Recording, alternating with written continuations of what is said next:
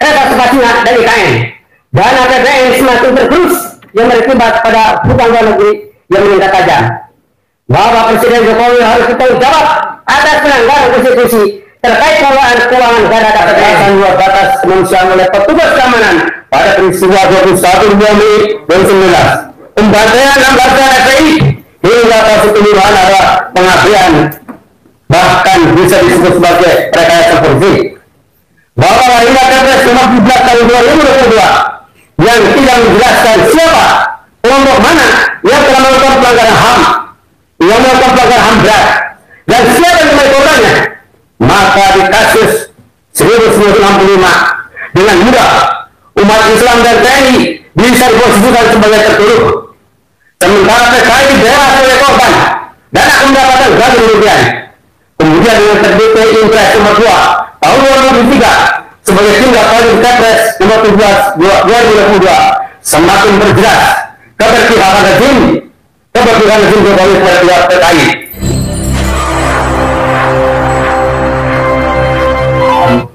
Kita dengarkan pembacaan petisi, dan sebelumnya kami mohon Bapak Dr. Maulana Batubara untuk membacakan kronologis petisi ini dulu sebelum nanti dibacakan.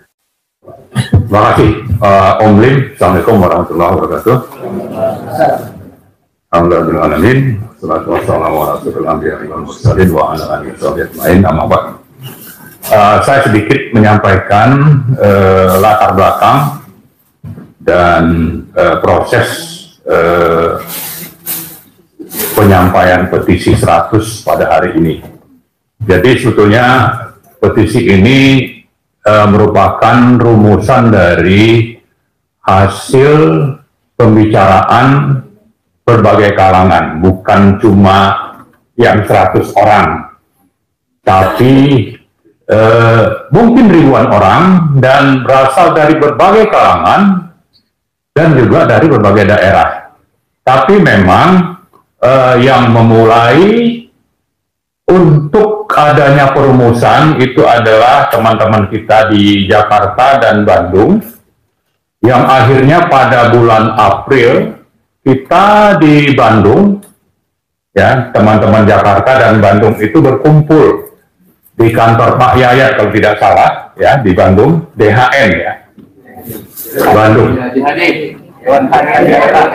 Ya, mohon maaf salah sebut. Ya, jadi di sanalah awalnya kita merumuskan petisi, tapi sebetulnya ini adalah aspirasi dari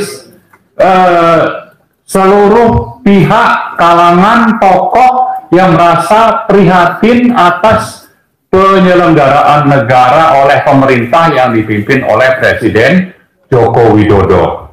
Nah, setelah itu terrumuskan, lalu kita menyampaikan surat untuk bisa beraudiensi dengan 3 lembaga wakil rakyat, ya. Ya, itu tadi Pak Yayat sudah sebutkan juga, itu pada bulan Mei dan Juni, ya. Kita menyampaikan ke DPR, kita sampaikan juga pimpinan DPR, MPR, dan pimpinan DPD. Yang semuanya tadi Pak Yayat sudah sebutkan, karena berbagai hal, ya, kita tidak tahu, itu kita tidak dapat balasan. Maka setelah akhirnya dari pimpinan DPD kita tidak mendapatkan jawaban, saya menghubungi Pak Tamsil untuk bagaimana kita bisa sampai ke gedung rakyat ini, milik rakyat ini, melalui Pak Tamsil. Alhamdulillah Pak Tamsil berkenan. Terima kasih Pak Tamsil. Sehingga nanti sebentar lagi petisi ini bisa kita sampaikan. Saya kira itu mungkin, ya, kronologisnya. Dan harapan kita, mungkin kita doakan juga Pak Tamsil mudah-mudahan nanti terpilih lagi menjadi anggota DPD RI untuk periode yang akan datang. Mari kita doakan. Saya kira itu saja mungkin pengantar dari petisi ini. Selanjutnya saya persilakan kepada Bapak yang akan mungkin kita atur kalau bisa Pak Profesor Ana di depan, nanti kita di belakangnya berdiri. Bismillahirrahmanirrahim. Assalamualaikum warahmatullahi wabarakatuh. Baiklah, Bapak semua, ini sebagai aspirasi dari kita bersama, dan saya didaulat, ditunjuk, dipercayakan oleh rekan-rekan, oleh Pak Ketua, Pak Lihat. Mohon maaf, ini mudah-mudahan saja kita sama-sama tegak, jelas, gamblang, dan nanti sudah selesai kita tutup dengan merdeka 2 kali, kemudian Allah Akbar 2 kali. Bismillahirrahmanirrahim. Kami petisi 100 penegak daulat rakyat bahwa pemerintah Jokowi sudah tidak memiliki harapan lagi untuk mampu mencerahkan bangsa dan bagian rakyat Indonesia.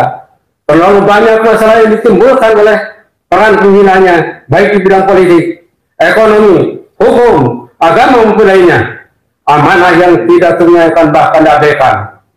Bahwa terjadi dan masifnya KKN, korupsi, kolusi, dan nepotisme sebagai akibat adanya pembiaran presiden dan para pejabat korup bila melanggar sumpah. Korupsi mesuap, maka titipan anggaran pada PBN, pemanfaatan pandemi, maupun kebocoran bantuan sosial dan proyek menjadi bencana panglima.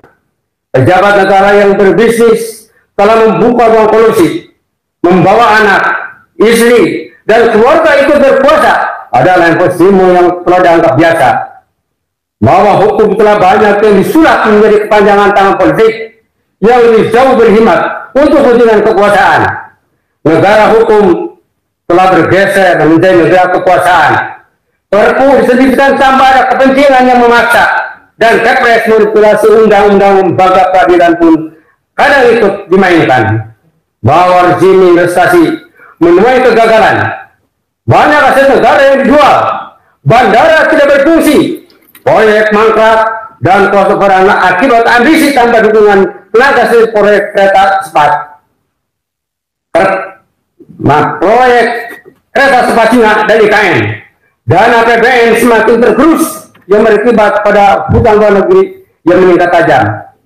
Bahwa Presiden Jokowi harus bertanggung jawab atas pelanggaran konstitusi terkait pengelolaan keuangan negara dan APBN, antara lain penetapan APBN melalui peraturan Presiden atau Perpres secara sepihak tanpa melibatkan DPR yang secara nyata melanggar pasal 23 Undang-Undang Dasar yang mewajibkan APBN ditetapkan dengan undang-undang setelah mendapat dari DPR.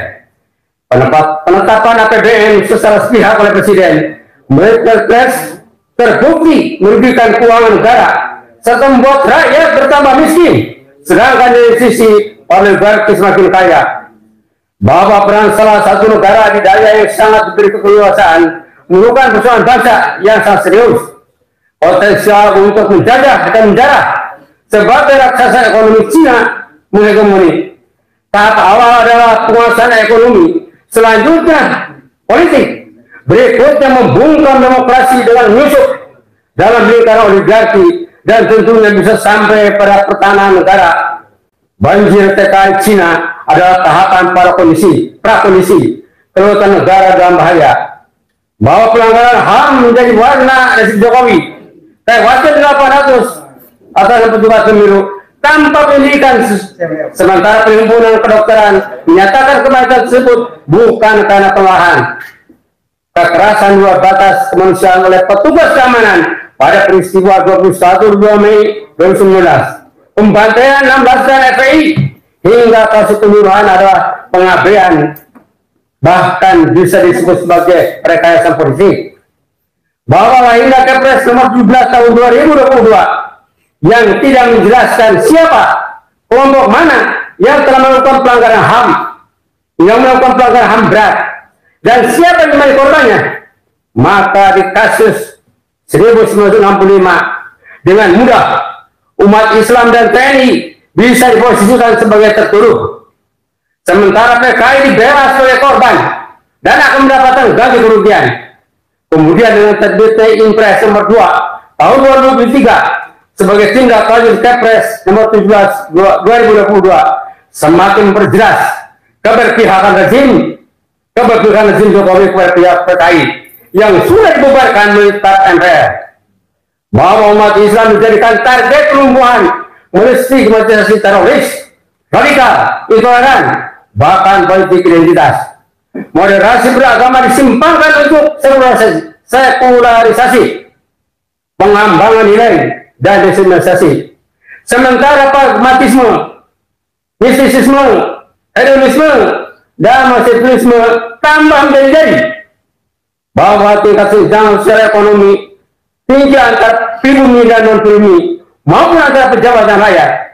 Gaya hidup mewah di ruang istana dan keluarga pejabat yang kini terbongkar menjadi bukti adanya kesenjangan tersebut menyakiti rakyat yang merasakan hidup semakin berat. Bahwa DPR semestinya menjalankan fungsi sebagai lembaga pengawas dari kerja pemerintahan, akan tetapi nyatanya DPR justru dilihat sebagai tukang stempel kebijakan pemerintah, termasuk terakhir persetujuan mengenai Perpu Cipta Kerja. Bahwa dukungan berlebihan dan mesati Presiden Jokowi kepada sang presiden dengan menjalankan presiditas negara demi sukses kandidat capres dukungan istana, Jokowi memanfaatkan istana negara untuk konsolidasi. Demikian juga dengan penggunaan pesawat presidenan bagi proyek deklarasi capres sebuah partai politik. Berdasarkan pernyataan itu, pemerintah Presiden Jokowi tidak akan mampu meyakinkan dan menyembah penyelenggaraan pemilihan presiden dan presiden akan berlangsung sesuai asas luber dan jurdil. Bahwa Presiden Jokowi harus bertanggung jawab atas keterpurukan negeri ini jauh dari seluruh fundamental. Tidak layak untuk meneruskan pemimpinan pemerintahan, apalagi ada keinginan atau gagasan yang memperpanjang masa jabatan. Pilihan hanya dua, yaitu mundur atau dimundurkan.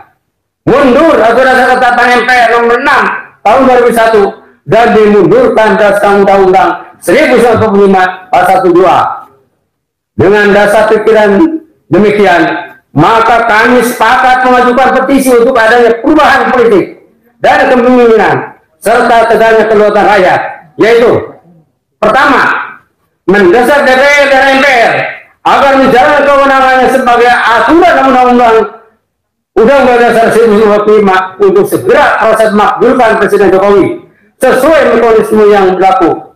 Kedua, mengajak seluruh elemen bangsa untuk secara konstitusional berjuang memulihkan kembali asas kedaulatan rakyat yang telah terampas oleh sekelompok elit yang bernama oligarki. Demikian petisi ini dibuat dan disampaikan sebagai wujud tanggung jawab bersama dan menegakkan kedaulatan rakyat berdasar Pancasila dan Undang-Undang Dasar 1945. Persisi 100 Tenaga Kedaulatan Rakyat, Jakarta, 20 Juli 2023. Mereka! Allahu Akbar! Allahu Akbar! Assalamualaikum warahmatullahi wabarakatuh. Waalaikumsalam warahmatullahi wabarakatuh.